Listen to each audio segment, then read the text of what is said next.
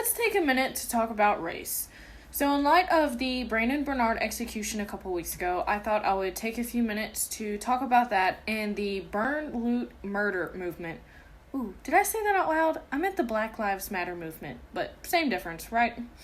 So, Brandon Bernard was executed, I believe it was December 10th of 2020, and a lot of people, mainly liberals, of course, were outraged over his execution because, he's black, so we can't kill him. Even though with the crime that he committed, the execution was deserved, I feel, because he was an accomplice to someone else shooting a couple in the head.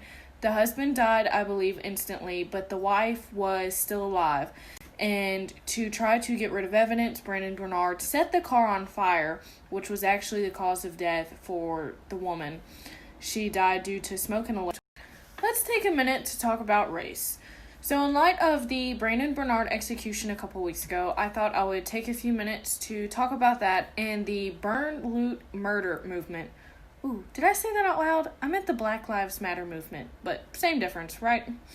So, Brandon Bernard was executed, I believe it was December 10th of 2020, and a lot of people, mainly liberals, of course, were outraged over his execution because, he's black, so we can't kill him. Even though with the crime that he committed, the execution was deserved, I feel, because he was an accomplice to someone else shooting a couple in the head. The husband died, I believe, instantly, but the wife was still alive.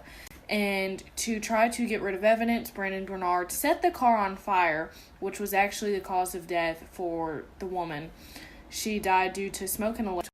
So the woman was basically burned alive in the trunk of a car, which is an absolutely awful and horrendous way to die. And I think that the outrage that the left and the BLM supporters have put in Bernard's name is very misplaced, because why would you constantly show outrage and outcries for people who don't deserve it? George Floyd, number one, didn't even die from the knee on the neck, but we won't go there.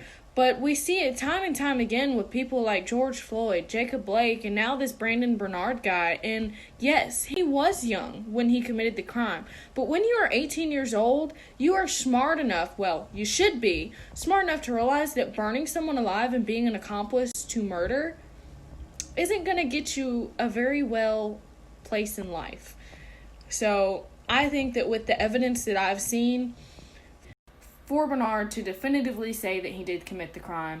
And since he has been executed, I have noticed a lot of outrage over the death penalty in general, and a lot of people have called for it to be abolished. And I myself, as a religious person, I do stand for the death penalty, and I know a lot of religious people don't, but they fail to realize that the death penalty is biblical.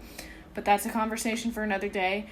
But let's move on to a different portion of BLM. Let's talk about how since Joe Biden and Kamala Harris have been named president-elect and vice president-elect, even though I highly disagree with that, but BLM reached out to them 40-something days ago, and they have yet to hear back from them. And I know many people like me have tried to tell liberals and Democrats and BLM supporters that Joe Biden and Kamala Harris would do nothing for minorities, black people, Latino, Hispanics, minorities in general. But we tried to tell y'all multiple times that Joe Biden and Harris would do absolutely nothing for minorities. And, proof of that is just, the 1994 crime bill, Harris locking up black men for crimes that didn't have long sentences, and she just gave them long sentences because. And she also withheld evidence that would exonerate a black man and wouldn't give over that evidence until she was forced to. So Joe Biden and Kamala Harris have time and time again proved that they wouldn't do anything to help the black communities. And we're just seeing that even more. And I've seen tweets from people like Sean King who said they're very disappointed because in an interview with Biden, he basically said they wouldn't do anything for minorities.